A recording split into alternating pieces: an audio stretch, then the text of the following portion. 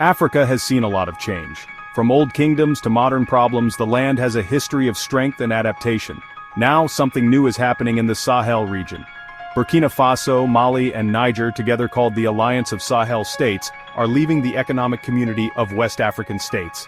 This decision, planned for 2025, has surprised many people in Africa and around the world. ECOWAS, started in 1975, has been a symbol of unity and working together in West Africa. Its goals to improve trade, make economies stronger, and encourage peace. The G5 Sahel, started in 2014, had a similar mission but focused more on safety.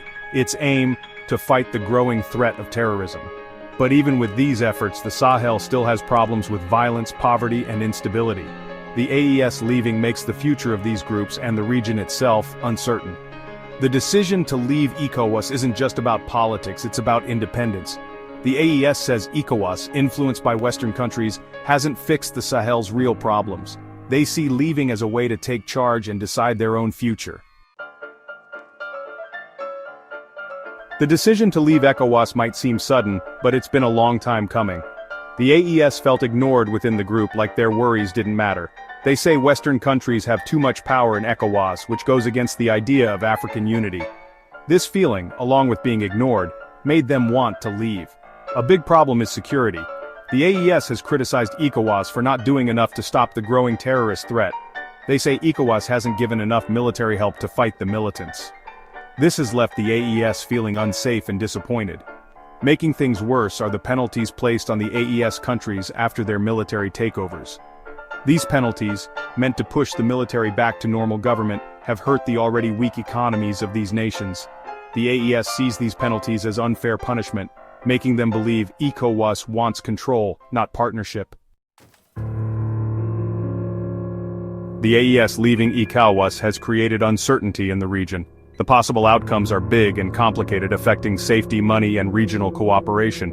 Everyone is watching closely, unsure what will happen in the Sahel. One big worry is the economy. The Sahel already struggles with poverty, hunger, and climate change. Leaving ECOWAS, with its shared market and free trade, could disrupt important trade routes and slow economic growth.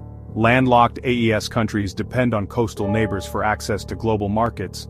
This disruption could cause more problems, making the whole region unstable. Security is another major worry.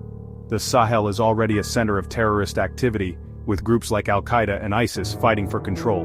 ECOWAS, with its regional security plans and partnerships with other countries, has helped stop terrorism from spreading.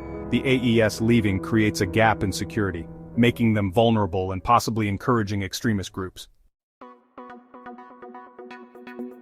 The AES leaving ECOWAS has started a lot of discussion and different opinions across Africa and the world. ECOWAS is worried about the move, fearing it could make the already unstable region even worse.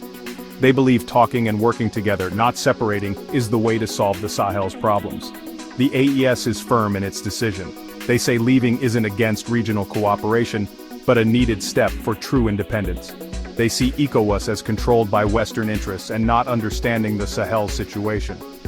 Other countries are also thinking about what this separation means. Western countries, especially France, which has been involved in fighting terrorism in the Sahel, are worried about instability and the growth of extremist groups. They are also cautious about Russia's growing influence, as the AES has shown interest in working with Moscow. The Sahel is at a turning point. The AES leaving ECOWAS is a big moment, not just for the region but for the future of African unity. The future is uncertain, but one thing is clear: the risks are very high. Africa must act now to stop ECOWAS and the African Union from falling into chaos. We must learn about the complicated situation in the Sahel, going beyond simple stories and looking at different viewpoints.